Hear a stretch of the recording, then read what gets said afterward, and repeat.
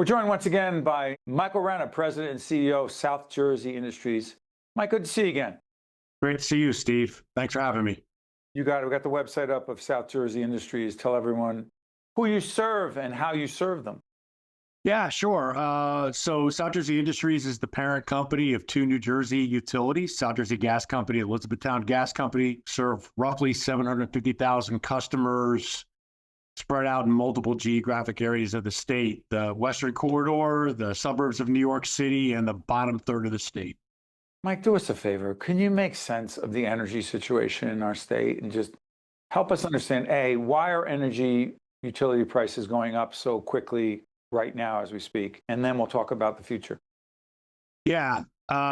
So actually, it's really not a utility issue, right? I mean, we deliver the bills, but the issues that New Jersey are facing right now are on the commodity side, whether that is on the natural gas side or the electric side. The prices for the commodities themselves are going up, and that is largely because of the fact that our demand in New Jersey and throughout the region and the grid are growing at multiples of what we had previously projected, and our supply is unable to keep up. So when you have supply and demand in this kind of an imbalance, it drives up pricing, right? And that pricing is meant to be a signal to the marketplace to spur the development of additional generation. This is largely right now a problem that is in the electric area of the utilities. And again, I mean, it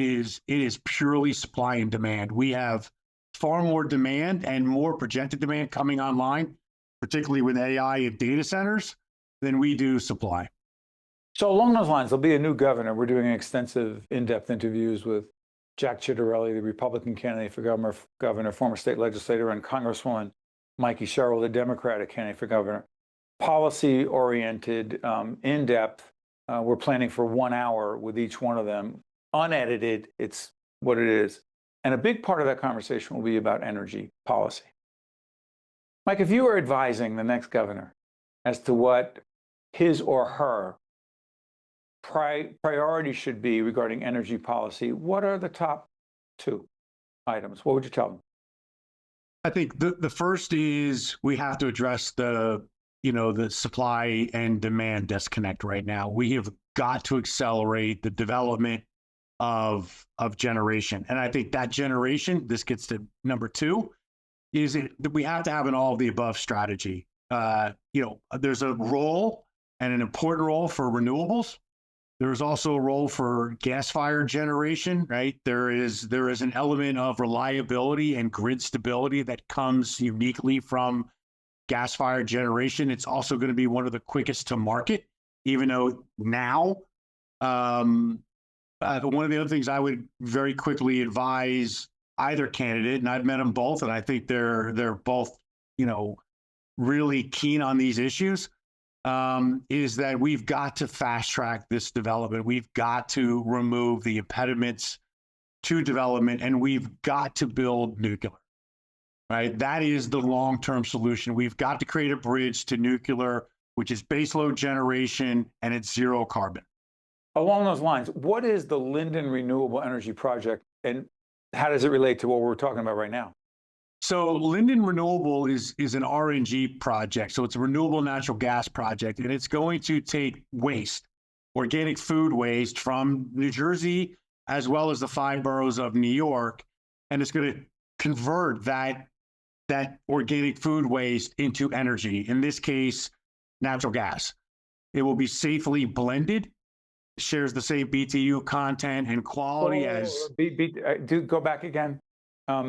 Mike, BTU content. Help us understand. It is effectively the same as geologic natural gas, and so that it can be blended safely into the distribution system and displace geologic natural gas. So what's going to end up happening is Linden will, when it's at full operation, it'll produce the daily equivalent of what a refinery uses. So a very large quantity of natural gas will be produced daily at Linden, safely injected and then blended with geologic natural gas and ultimately, heat the homes and heat the businesses of the Elizabethtown customers. What's hydrogen? What's the connection between hydrogen and natural gas? So hydrogen it's another fuel. It's another gas. Hydrogen can be made using various feedstocks. What we're doing at South Jersey Industries and what some of our other utility peers are doing is creating green hydrogen. So what green hydrogen is we use green renewable power, whether it's from wind or from solar, to power an electrolyzer, which then splits the atoms in water, creates hydrogen and oxygen. That hydrogen is then, similar to RNG, safely blended into the gas stream and delivered to our customers. So it's another example of a low carbon, in this case, zero carbon fuel, displacing geologic natural gas. Before I let you go, Mike, you're the CEO, the president at South Jersey Industries. You're a leader. Do you have a background in science? How do you know this stuff? I've learned it over 28 years of working in this industry, but no, my background is actually in marketing. Well, P.S. That's marketing, education, public awareness is a lot of what this is. Absolutely. Because the average person, how the heck are they going to understand this? They know what they see in their bill, but understanding, I'm not saying they're supposed to, listen, we're all trying to, when Mike's explaining this, half the time I'm like, what's he saying? Makes sense. It's a long way of getting to this. We need to do a better job explaining this stuff. We do.